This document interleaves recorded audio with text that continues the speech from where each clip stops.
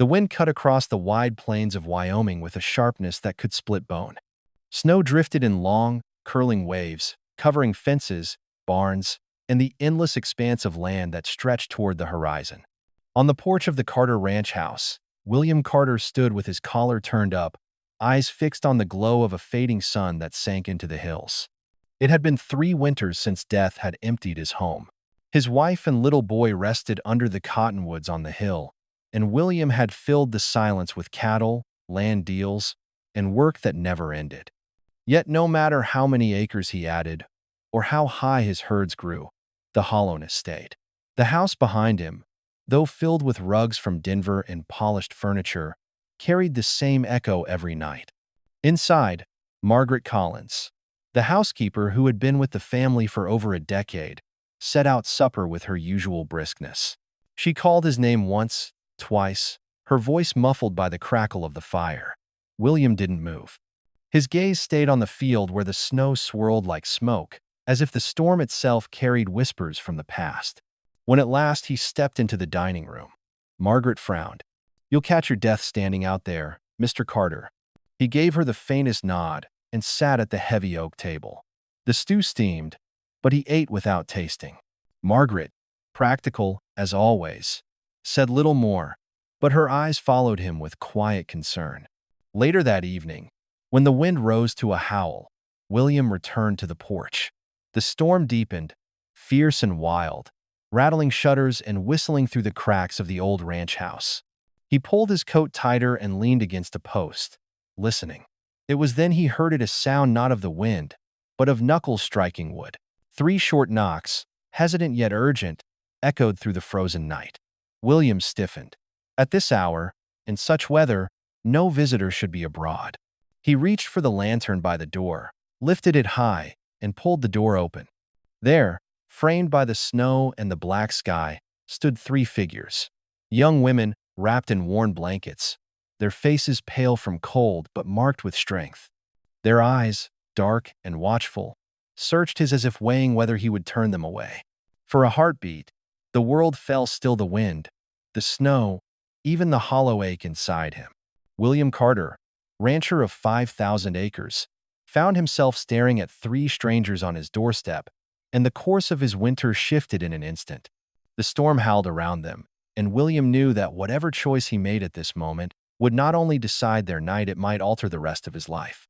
The 3 young women stood in the doorway, snow clinging to their hair and shawls, their breaths rising in pale clouds.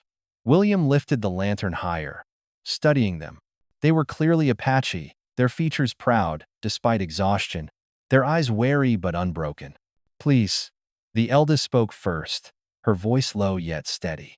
"The storm caught us. We ask only for shelter until morning." William hesitated for only a moment before stepping aside. "Come in, before the wind takes you whole."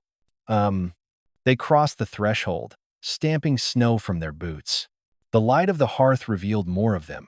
The eldest, Ayanna, with sharp eyes that seemed to measure every corner of the room. Dakota, the middle sister, quick and restless, a spark of defiance in her gaze. And Najoni, the youngest, who clutched her blanket close, her expression softer, almost timid. Margaret Collins appeared from the dining room, her face stern. "Mr. Carter," she said sharply, "you can't mean to." "They'll stay the night," William interrupted, his tone firm but calm. Margaret's lips pressed tight, but she fetched extra bowls nonetheless. The 3 sisters sat close to the fire, thawing stiff fingers, exchanging glances as though debating whether they had stepped from the snow into safety or another kind of danger. When Margaret set stew before them, Najoni whispered, "Thank you," barely above a breath. Ayanna inclined her head politely, but did not eat until William did. Dakota, on the other hand, spooned up the food with hungry energy, though her eyes never left William's. "You live alone in a house this size?" she asked, her tone edged, almost challenging. William met her gaze evenly. "I live with silence, mostly." The remark seemed to soften Najoni, who lowered her eyes, while Ayanna's expression remained unreadable. After the meal, William showed them to the sitting room, where extra blankets and a small fire would keep them through the night. "You'll be safe here," he said. Ayanna's eyes lingered on him, cautious. We do not seek pity, only rest. William inclined his head. No pity given, only shelter. The three settled down as the storm continued to batter the windows. William stood in the doorway a moment longer, the firelight flickering across his face. Something in the presence of these strangers stirred him an energy that cut through the numbness he had carried for so long. Upstairs, Margaret confronted him in hushed tones. This will bring nothing but trouble. Folks in town won't take kindly to Apache under this roof. Then let them mind their own roofs, William answered. His voice was quiet but held a weight that ended the argument. Back downstairs, the sisters lay awake in the glow of the hearth, whispering in their own tongue. Their words were too soft for him to catch, but he felt the weight of their watchful presence in his home. Ayana's steady voice drifted through the crackle of the fire. We stay tonight. But remember, this house is not ours, and this man is not one of us. Morning broke pale and brittle, the storm spent, but its mark left heavy on the land. Drifts of snow piled high against fences, and the Carter ranch seemed carved from silence. Inside, the fire burned low in the great room where the three Apache sisters had passed the night. William rose early, as always, ledger open on his oak desk. Numbers steadied him: cattle tallies, grain accounts, debts, and credits. Yet his attention strayed often to the quiet movements in the kitchen below. Nizoni's soft voice carried faintly, offering to help Margaret with the morning chores. Margaret's response was curt. Guests shouldn't busy themselves with work. But the housekeeper's eyes flicked with disapproval when Nizoni fetched wood for the stove anyway. Ayana lingered near the doorway, watching with a protector's caution. She inspected each corner of the house as though expecting hidden traps, her posture never fully relaxed. Dakota, meanwhile, wandered boldly, tracing her fingers over the spines of books William rarely opened, glancing back at him with a half-smile that seemed both mocking and curious. When William came down, the room shifted. Nizoni stilled, her hands clasped, while Dakota leaned casually against the mantel. Ayana's gaze followed him, measuring, weighing. You keep many books, Mr. Carter, Dakota said, gesturing. Do you read them all? Not as often as I should, William replied, meeting her stare. Numbers take most of my time. Dakota smirked, but Ayana's expression hardened. Books and numbers do not make a man trustworthy. William's jaw tightened, but he answered evenly. Neither does suspicion. The air cooled with unspoken challenge until Margaret set a tray on the table with more force than needed. Eat before it grows cold. They ate quietly, though tension clung to every word left unsaid. William caught Nizoni glancing at him once, quickly lowering her eyes when he noticed. There was no defiance in her gaze, only something gentler, perhaps gratitude, perhaps sympathy. Later, William saddled his horse to ride the perimeter of his land. From the window, Nizoni watched, her breath fogging the glass. She had seen men in her life who held power through fear, but something in William's solitude felt different, an emptiness that mirrored her own. Inside, Margaret confronted him again before he left. This can't last. The town will hear soon enough. Best send them on their way. William adjusted his gloves, his voice steady. The storm hasn't passed from them yet. They'll stay until they can stand on their own feet. Margaret shook her head, muttering, You invite trouble, Mr. Carter. Trouble always answers. That evening, when William returned, he found the sisters by the hearth. Dakota hummed a low tune, Ayana mended a torn blanket, and Nizoni stirred the fire. For a moment, the house no longer echoed with silence, it breathed, alive in a way it hadn't in years. Margaret's voice cut through the warmth. Mark my words, sir. You've opened the door to more than just weary travelers. The storm passed, leaving Cheyenne wrapped in hard, glittering snow. The town stirred back to life, wagons creaking along icy streets, smoke rising from chimneys. Word of William Carter's unexpected guests had already begun to ripple through town like cracks in thin ice. When Margaret ventured into the market with Ayana, Dakota, and Nizoni in tow, every head seemed to turn. The sisters walked close together, their blankets drawn tight, their eyes straight ahead. Margaret held her chin high, but inside she bristled under the weight of so many stares. At the butcher's stall, hushed voices carried clear enough. Carter's lost his mind, bringing Apache into that house. Mark my words, it won't end well. Nothing good ever came from mixing with them. And Margaret's jaw tightened. She wanted to shield the girls, but Ayana had already heard. The eldest sister's gaze sharpened, proud and unflinching, though her hand brushed Nizoni's arm in a quiet gesture of reassurance. Dakota, however, muttered under her breath, "If they want to look, let them choke on it." Her fire drew a warning glance from Margaret. The four stopped at the general store, where Pastor Whitfield himself approached. He greeted Margaret politely, but his eyes lingered on the sisters with unease. "Hospitality is a Christian virtue," he said gently, "but wisdom is too. A house can be undone by the company it keeps." Margaret answered stiffly, "Mr. Carter decides who enters his home." She moved on quickly, though her heart pounded. Outside, a group of young men lounged near the saloon doors, their laughter sharp as broken glass. One called out, "Hey, Carter's girls, what's he paying you in?" The others cackled, and Dakota spun, her hand already at the knife she carried hidden beneath her shawl. Ayana caught her wrist in iron grip. "Not here," she hissed.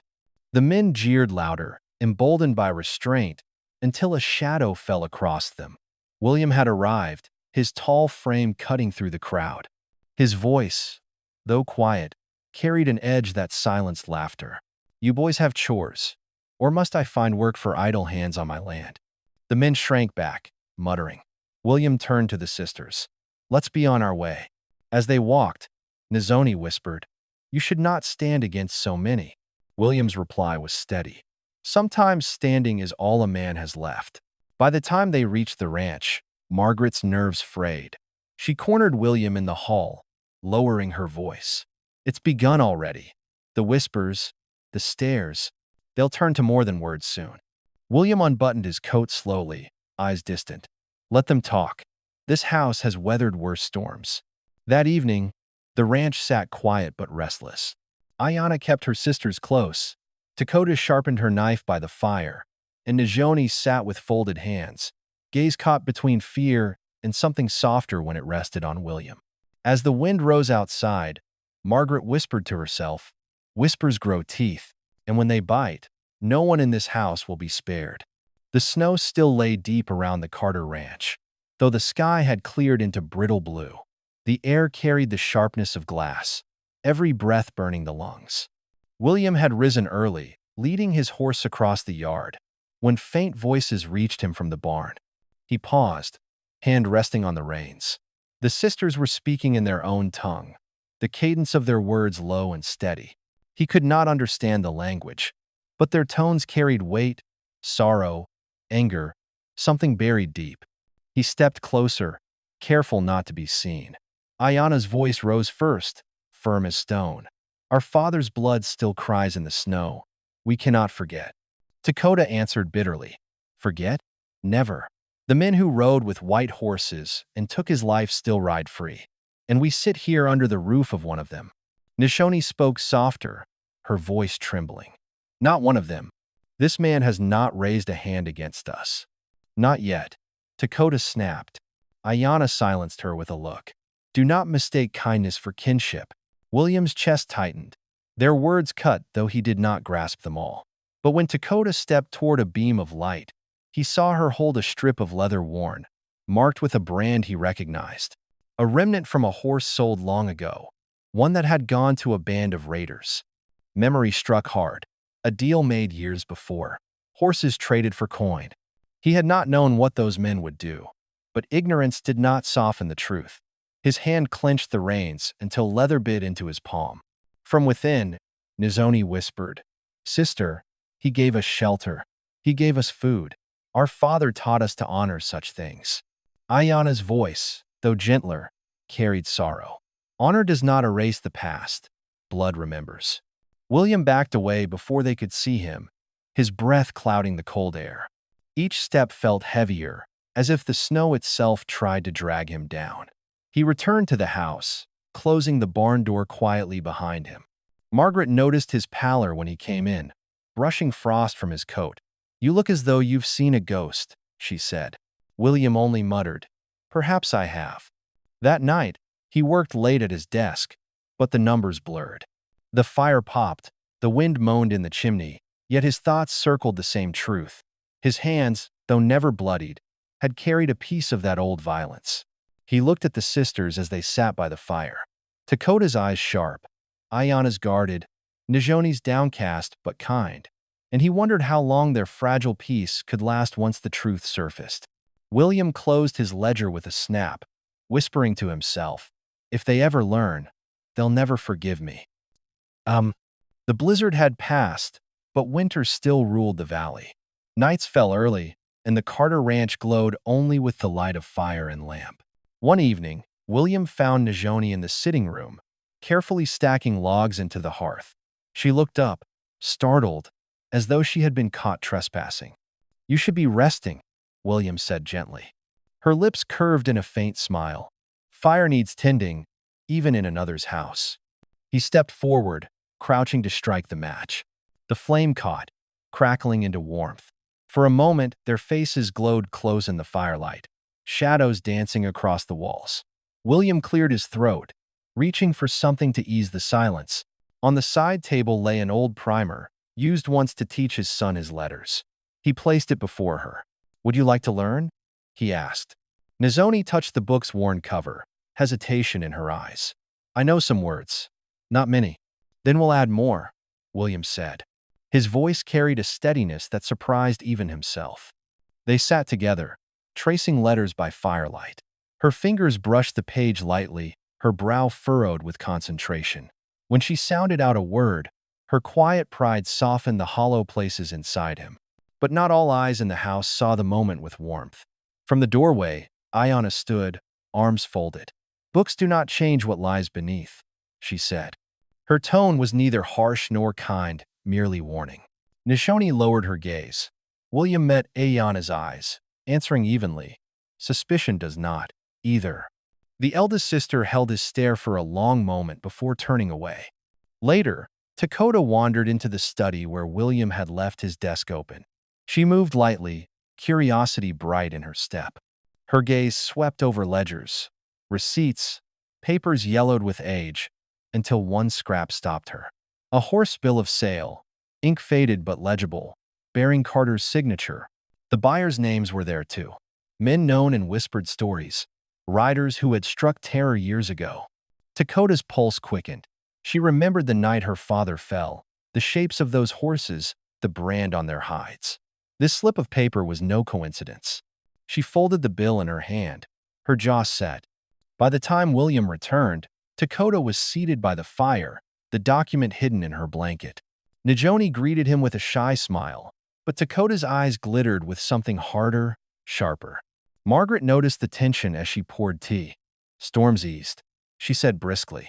"But trouble has a way of blowing in even on calm nights." William gave her a sidelong glance, sensing more in her words than weather. He sat, his hands resting on the arms of the chair, unaware that across from him, Takota's fingers tightened around the truth she now carried. The fire burned bright, but the room had grown colder with secrets unspoken. Takota slipped the paper deeper into her shawl, whispering to herself, "He knew. He's part of it." The wind shifted that week, heavy with the smell of more snow. Dark clouds stacked along the western horizon, rolling like black hills across the sky. The ranch hands tightened fences, stacked hay high, and drove the weaker cattle into shelter. William rode the perimeter, his coat whipped by the rising gusts. He felt the unease in his horse, in the land itself, as if the valley braced for another trial. When he returned, he found Ayana in the yard, bow in hand, teaching Nizoni how to loose an arrow. The youngest's hands trembled, but her face was determined. "Storms don't only come with snow," Ayana said, loosing an arrow that struck the hay bale clean. "Sometimes men ride with them." Inside, Margaret hurried about with anxious purpose. "The town's restless," she told William when he entered. "I heard talk at the store. Some say you've lost sense, keeping Apache under your roof. A few are planning to ride out here tonight." William unbuckled his gloves slowly. "If they come, they'll find I'm still master of this land." Margaret shook her head. "Words like that invite fire." That evening, the wind grew harsher, rattling the shutters and howling down the chimneys. In the parlor, the fire blazed bright, but the air was thick with unspoken weight. Dakota sat apart, her shawl drawn close, fingers hidden beneath it. When William entered, she rose, eyes locked on him. "I found something," she said, her voice taut. She drew out the folded bill of sale, thrusting it toward him. "Your name, your hand. You gave horses to the men who killed our father." Najoni gasped, her hand flying to her mouth. Ayanna's face hardened like stone. William froze, the paper trembling in the firelight. The memory of the trade seared back to him, the men, the coins, the easy deal that had seemed nothing more than business. He had not known, but ignorance was no shield. "I did not ride with them," he said, his voice rough. "I did not know what they would do." Dakota stepped forward, fury flashing. "But you armed them. You profited from their blood." Nizoni's eyes filled with tears, torn between her sisters and the man who had shown her unexpected kindness. Ayanna laid a hand on her shoulder, steady and stern. Silence pressed heavy until William straightened, his voice steady though his chest burned. "You will hear the rest from me, but not tonight. The storm is coming, and we will need every hand to survive it." From the window, Nizoni saw riders far across the snow, dark shapes against the fading light. Whether townsfolk or bandits, she could not tell. Her heart thudded with dread. The fire snapped, the wind screamed, and within the Carter Ranch, truth and storm gathered as one. William faced them all, his eyes shadowed. Tomorrow may demand more than any of us are ready to give. Night fell with a howl. The storm struck like a living thing, wind lashing snow across the valley in blinding sheets. The Carter Ranch groaned under the weight of the gale, timbers creaking, shutters rattling. Yet above the storm came another sound, the pounding of hooves. Shadows emerged from the white fury riders, wrapped in scarves, rifles glinting in the lamplight. They moved quick, circling the corrals, shouting to one another. One struck a torch to a bale of hay, and flame roared into the dark. Fire against snow. "Raiders!" one of the ranch hands shouted. William seized his rifle, pushing through the door into the teeth of the storm. Ayanna was already outside, bow-strung, hair whipping loose around her face. She loosed an arrow that hissed through the wind, striking one rider's arm and sending him sprawling. "Keep them from the herd," William bellowed. Dakota darted through the smoke, knife flashing. She cut the rope of a corral gate, driving cattle back before raiders could scatter them. Her movements were fierce, quick as the storm itself. Inside the house, Margaret gathered the frightened hands, pressing shotguns into trembling palms. Nijoni, though pale with fear, pulled a boy from the doorway just as a bullet shattered the frame. "Stay low," she cried, her voice breaking but firm. William fought through the drifts, rifle cracking in rhythm with his heartbeat. The snow stung his face, the fire's glow flickering wild across the yard. A rider bore down on him, pistol raised, but William swung the butt of his rifle, knocking the man from his saddle. Amid the chaos, a sudden cry pierced the storm. William turned. Nijoni had run from the porch, dragging a wounded ranch hand to cover. A rider charged toward her, torch high. Without thought, William hurled himself forward. The horse slammed into him, the torch falling, fire hissing in the snow. Pain seared his shoulder as he wrestled the rider down. The man fled limping into the storm, leaving William bleeding, breath ragged. Nijoni dropped beside him, her hands pressing against his wound. "Why would you risk yourself for me?" she whispered, eyes wide with fear and something deeper. The words burst from William, torn raw by the storm. "Because I've risked too little before. I sold horses to devils, and your father paid the price. I cannot change that, Nijoni, but I will not fail you now." For a heartbeat, the storm seemed to still, their faces close, firelight flickering in her tear-filled eyes. "You knew?" she breathed. "I know it now, and it shames me every day." His voice cracked. "But let me stand with you. Let me try to make it right." Ayanna appeared, bow in hand, her face carved in grief and fury. She had heard. The storm whipped around them, yet she did not loose her arrow. Instead, she looked at her sister, then at William, and gave the smallest nod. "Then stand," she said. "Fight for us, if your words mean anything." The raiders broke then, fire doused, cattle protected, the storm swallowing them as quick as it had carried them. Silence fell heavy, broken only by the sob of the wind and the crackle of dying flames. William staggered, Najoni's arm steadying him. Ayana scanned the horizon, bow lowered. Dakota kicked snow over the last embers, her chest heaving. The Carter Ranch still stood, scarred, but unbroken. William leaned against Najoni, his face pale but eyes burning. "The storm's not done," he whispered. "Truth has only begun its work." Dawn came weak and gray. The storm finally spent. Snow blanketed the valley in uneven drifts, broken fences jutting like bones from the white. Smoke curled from the Carter chimneys, carrying the bitter tang of burned hay. The ranch had survived the night, but scars remained. William sat on the porch steps, shoulder bandaged, breath sharp with every movement. The weight of confession still hung heavy to Dakota's glare, Ayana's silence, Najoni's quiet hand on his arm through the long night. The ranch hands moved stiffly across the yard, gathering strays, stamping life back into frozen limbs. Margaret directed them with sharp orders, her voice brisk but her eyes soft each time they flicked toward William. For all her sternness, she had stayed by his side while the doctor stitched his wound at dawn. The three sisters emerged from the barn where they had tended the weakest cattle through the night. Ayana's bow hung at her side, her face pale but proud. Dakota's jaw was tight, the folded bill of sail still hidden deep within her shawl. And Najoni, her eyes lingered on William, troubled yet filled with something that pulled her toward him despite everything. Hoofbeats broke the stillness. A dozen townsmen rode into the yard, their coats dusted with snow, rifles slung across their saddles. At their head was Sheriff Collins, his expression hard. "Carter," he called, reining in near the porch. "Word's all over town. Apache under your roof, fighting in your yard. Some folks say you've lost sense. Others say you're a danger." William rose slowly, pain stiff in his shoulder, but his voice steady. "This is my land. I'll decide who stands on it." Murmurs rippled through the group.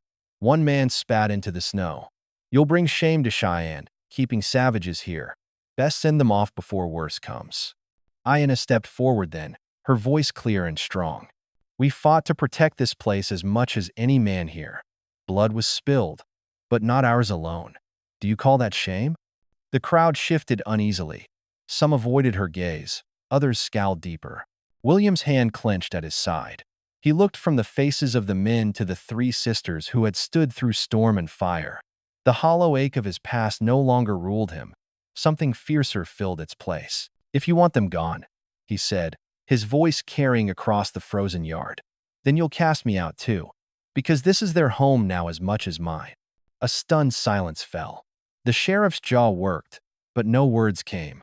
At last he tugged his reins, turning his horse. "You've made your choice, Carter. The town will remember it."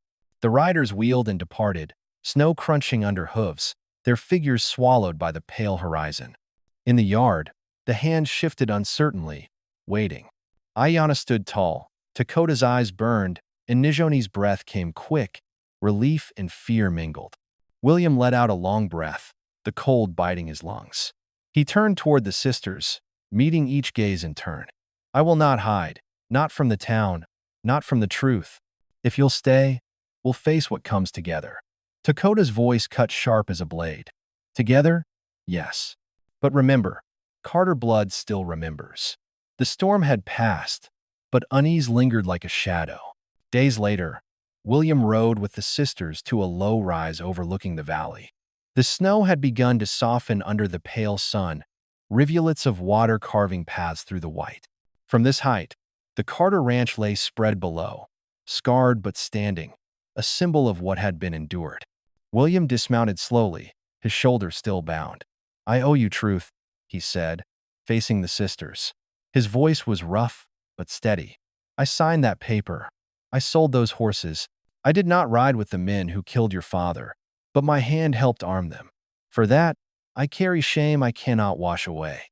Ayana's eyes narrowed, the cold wind tugging at her hair. "Shame does not bring the dead back." "No," William admitted, "but it can guide the living. I would use what I have, this land, this wealth, to build, not destroy. To see your people stand stronger, not fall weaker. If you will let me." Silence held. Dakota's grip tightened on her knife, anger and grief still raw. But it was Ayana who stepped forward, her gaze steady. "Words are wind. If you wish to stand with us, then honor must bind you." Najoni's eyes shone with quiet hope. "A promise," she whispered. Ayanna nodded. "A promise in our tongue. Speak it, Carter, if your heart is true." Dakota's voice was sharp. "Swear you will respect our ways, our voices, as equal to your own. Swear you will not use us for pity or for show." "Aye." William bowed his head, then looked up, determination clear. "Teach me the words." So Ayanna spoke them slowly, each syllable rough on his lips. He stumbled, repeated, tried again. His voice cracked, but he did not stop. At last the phrase rolled from him, imperfect but heartfelt a vow in the language of those he had wronged. Ayanna studied him for a long moment. Then she inclined her head, the barest sign of acceptance. Najoni stepped to his side, her hand finding his.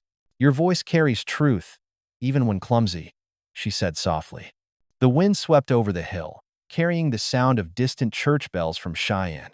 Margaret had followed them at a distance, and now she drew closer, her expression gentler than William had ever seen. "I reckon vows matter less to the town than to the people you make them with," she said quietly. "Still, it's a start." William looked at the three sisters, at Margaret, at the land below. For the first time since his family's graves had been dug, he felt something stir in his chest, not of grief, but of belonging. Dakota slid her knife back into its sheath. "We'll hold you to those words, Carter. Break them, and the storm you've seen will be nothing compared to us." Spring crept into the Wyoming valley slowly, as if unsure it was welcome. Snow melted into streams that carved silver paths through the meadows. Calves stumbled on unsteady legs, their bleats sharp against the soft air. The Carter Ranch, once hushed by grief and storm, stirred with new life. William stood by the fence line, watching a ranch hand mend rails alongside two young Apache men he had hired from a nearby camp. The work was steady, wordless, yet spoke of something larger, trust being built, plank by plank. Near the barn, Ayanna directed others with calm authority, her bow always near, but her hands guiding rather than guarding. Dakota rode the pastures with a pair of white ranch hands, her voice quick, decisive, no longer edged only with suspicion but with responsibility. Inside the house, Najoni tended to seedlings by the window, teaching Margaret the use of herbs her mother had once gathered. Margaret, for all her initial resistance, now listened with patience, even curiosity. Sometimes William caught them both laughing softly, the sound startling and sweet. One afternoon, the family rode into Cheyenne together. The market still carried whispers, but they were softer now. A few nodded in greeting, others looked away, but no one spat or jeered.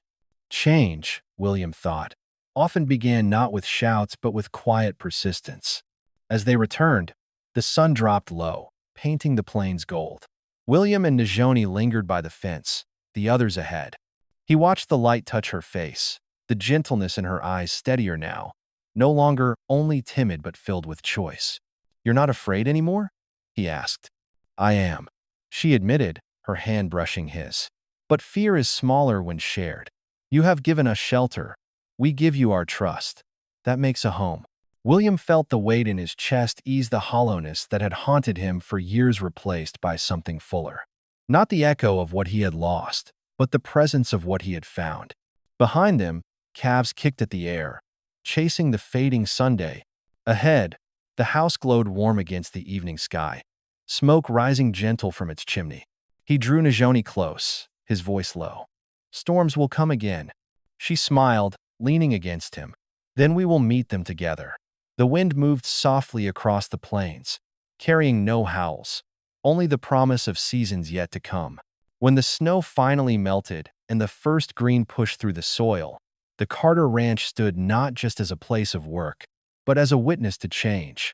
Through storms, fire, and long nights of mistrust, William Carter and the three Apache sisters learned that survival is only the beginning. True life begins when people choose to stand together.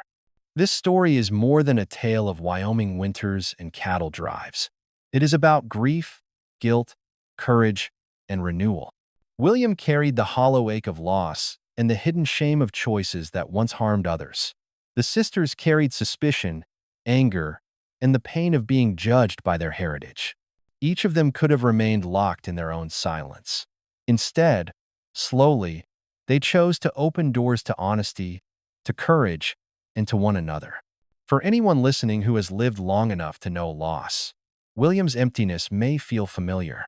For anyone who has endured prejudice, Ayanna and Takota's guarded watchfulness may echo your own. And for those who have known both hardship and gentleness, Nizoni's quiet compassion may speak directly to your heart. These characters are not only figures from the frontier, they are mirrors of struggles we carry in our own time. The first lesson their journey offers is that healing begins with truth. William's confession about the horses did not erase the past, but it opened a door. Many of us carry our own ledgers of regret, choices made in haste, words spoken in anger, times we turned away when we should have stood firm. Healing does not require pretending those pages are blank.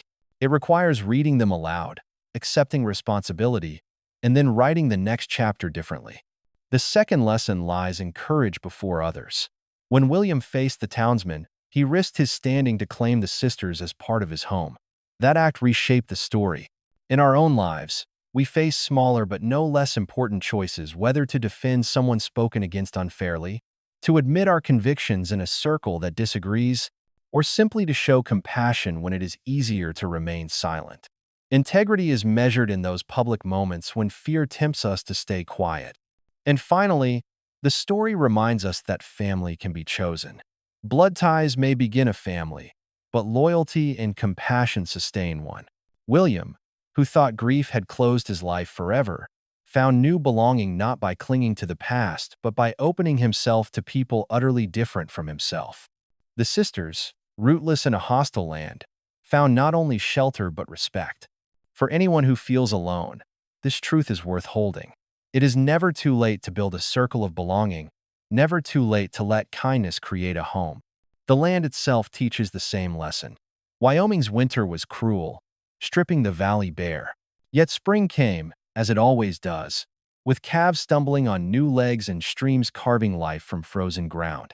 Our lives follow that same rhythm. Loss and hardship may bury us in silence, but if we allow compassion to thaw the frozen places, renewal will come. Take a moment to reflect on this story, not as something far away in time, but as a mirror. Where do you need to speak an honest word? Where do you need to stand firm, even if others disapprove? And who might be waiting on the other side of your door, needing only a little courage from you to feel at home? If this story has touched your heart, consider passing its warmth along. Share it with someone who might need the reminder that storms are not the end, that family can be chosen, and that spring always follows winter.